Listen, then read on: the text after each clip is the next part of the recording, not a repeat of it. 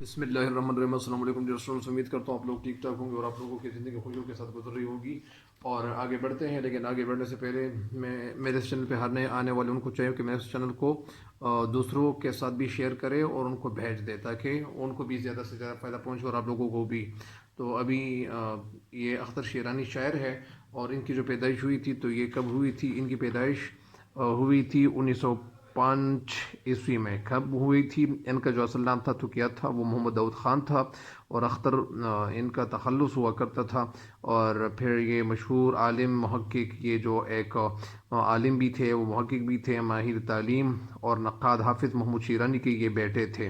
حافظ محمود شیرانی نے بہت زیادہ کام کیا ہوا۔ ایک کتاب ان کی تو یہ بھی ہے کہ پنجاب میں اردو، تو بہت بڑی خوبصورت کتاب ہے اور وہ ایک میناز محقق بھی تھے۔ اور ان کی وفات جو ہوئی تھی اختر شیرانی کے، تو یہ 1908 عیسوی میں 48 عیسوی میں ان کی وفات ہوئی تھی۔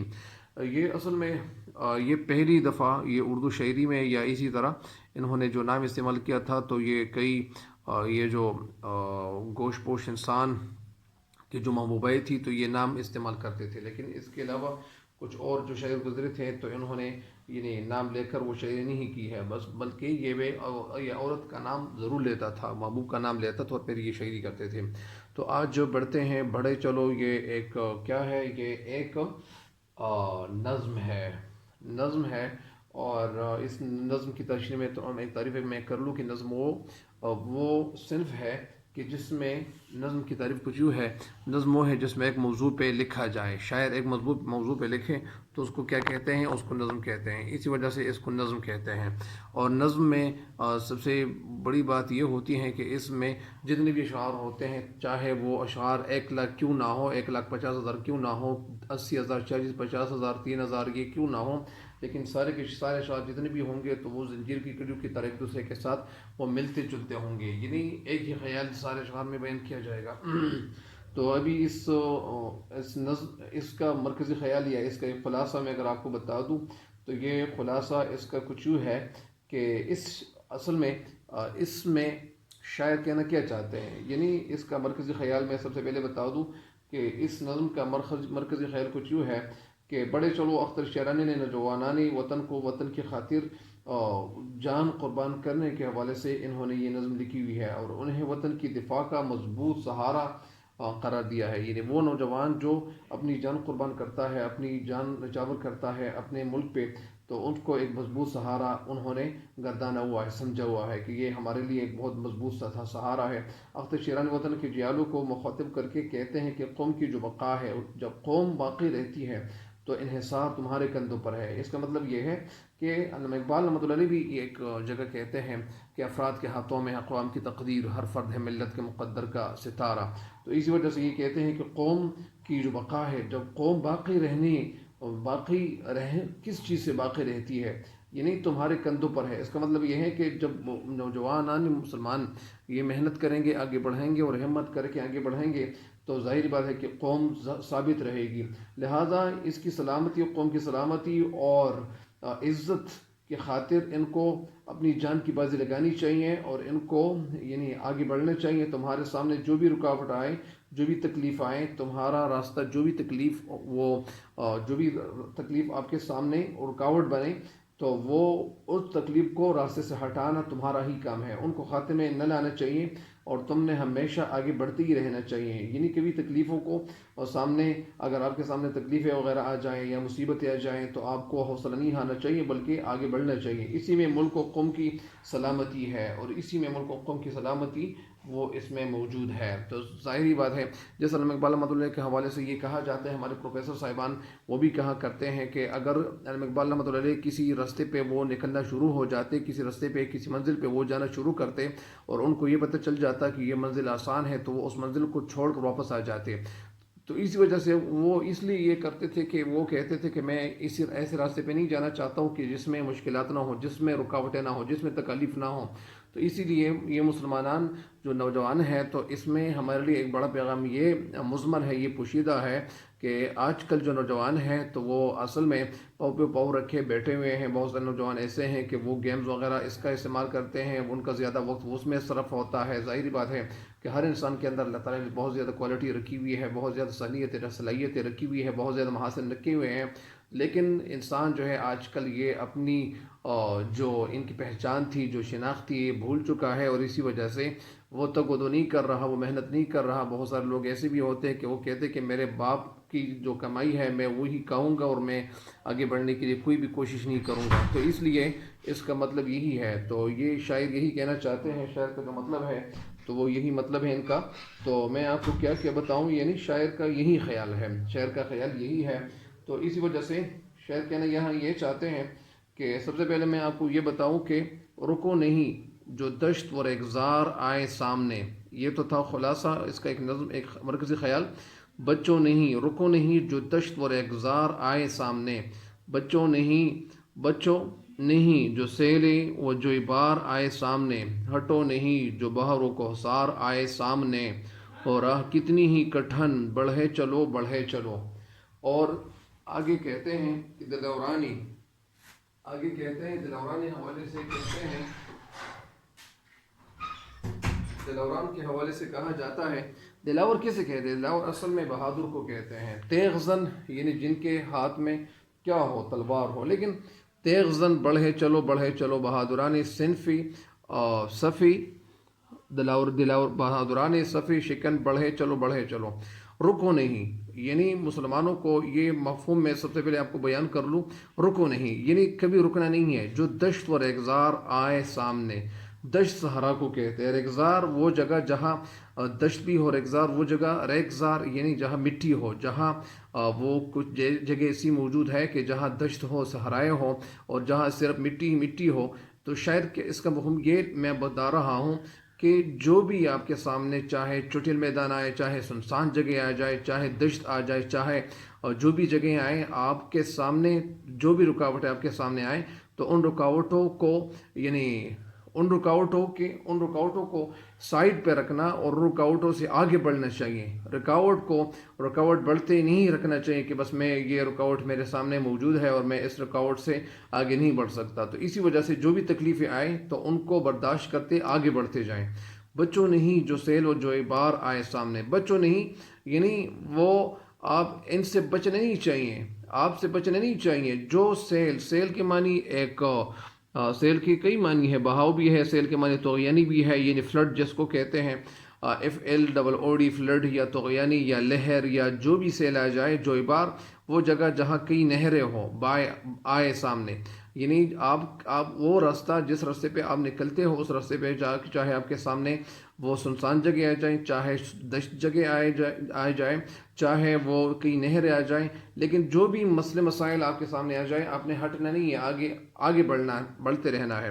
ہٹو نہیں جو بحر و کوثار آئے سامنے. بحر کے معنی سمندر اور کوثار کے معنی پہاڑ, یعنی اگر آپ کے سامنے پہاڑ بھی آ جائے یا وہ سمندر بھی آ جائے تو آپ نے یعنی پیچھے نہیں ہٹنا, آگے بڑھتے رہنا ہے. ہو راہ کتنی ہی کٹھن بڑھے چلو. راہ کتنی کٹھن مطلب مشکل, کتنی ہی مشکل راستہ, کتنی ہی مشکل منزل کیوں نہ ہو, لیکن آگے بڑھتے ہی رہنا چاہیے. دلاوران تیغ زن, دلاور کے معنی ہے بہادر اور دلیر, جری, اور تیغ زن یعنی جن کے پاس کیا ہو, جن کے ہاتھ میں تیغ زن ہو, جن کے ہاتھ میں کیا ہو, تلوار ہو.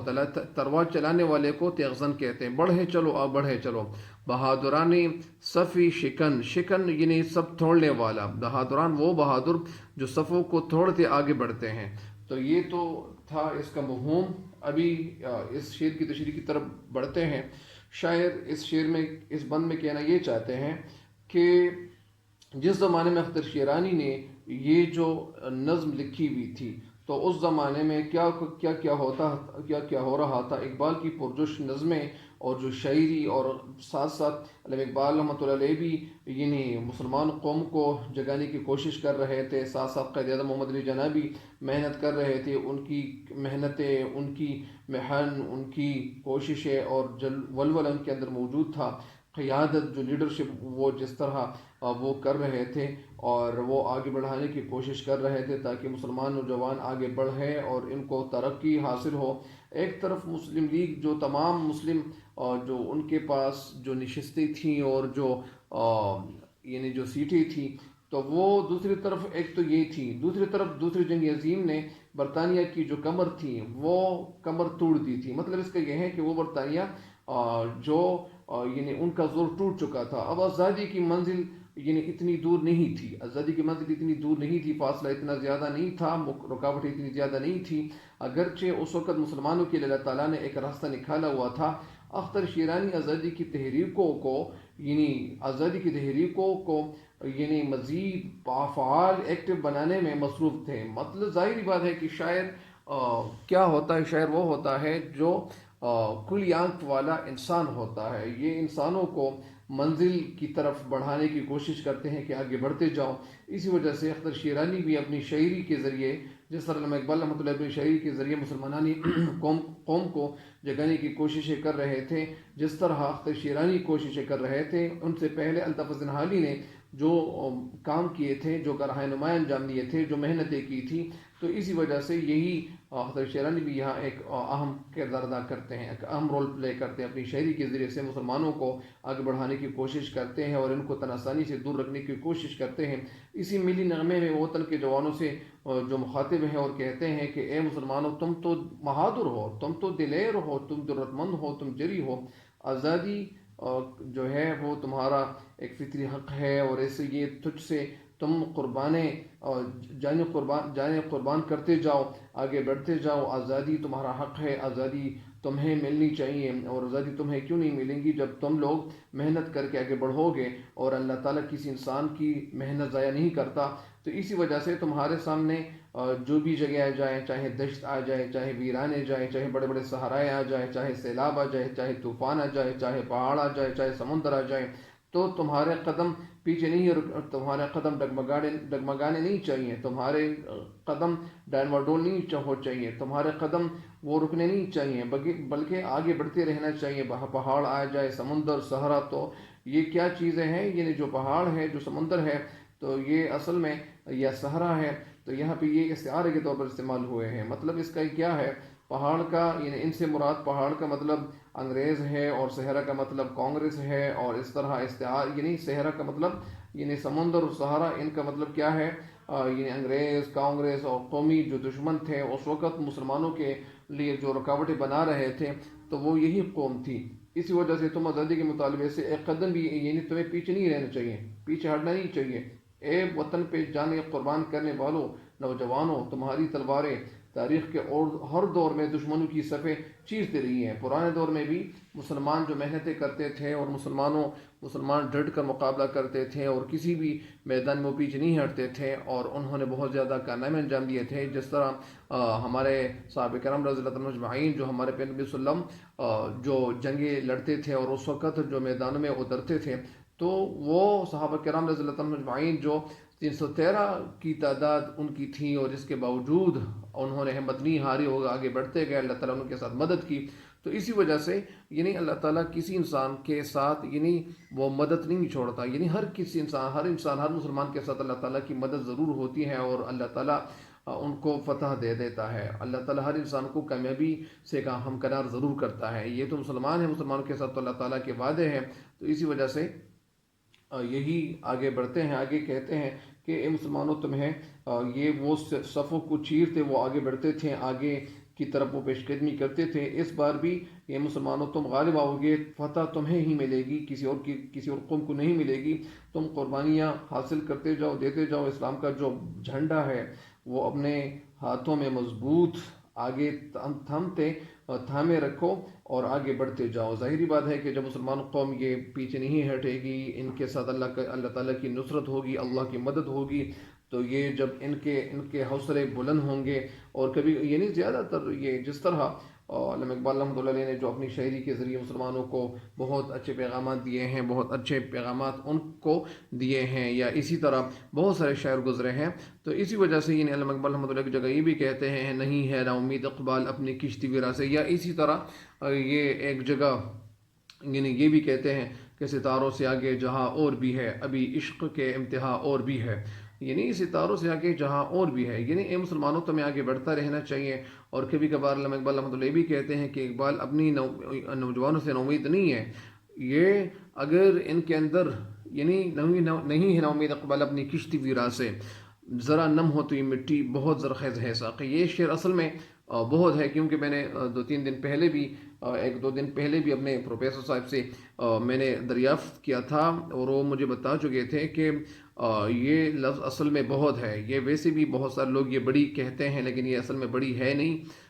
جو پروفیسر صاحب ہے ڈاکٹر فقیر رحان فقری صاحب، تو انہوں نے یہ مجھے بتا دیا تھا کہ یہ جو شعر ہے اصل میں یہ یہی ہے، اور انہوں نے دیوان میں بھی یہی دیکھا تھا، اور انہوں نے اقبالیات کے حوالے سے انہوں نے پیچیدگی کی ہوئی ہے، تو ظاہری بات ہے کہ ان کو علم زیادہ ہوگا، ان کے پاس زیادہ علم اور نالج کا ذخیرہ ان کے ذہن میں زیادہ ہوگا، تو اسی وجہ سے مجھے انہوں نے یہی بتا دیا تھا۔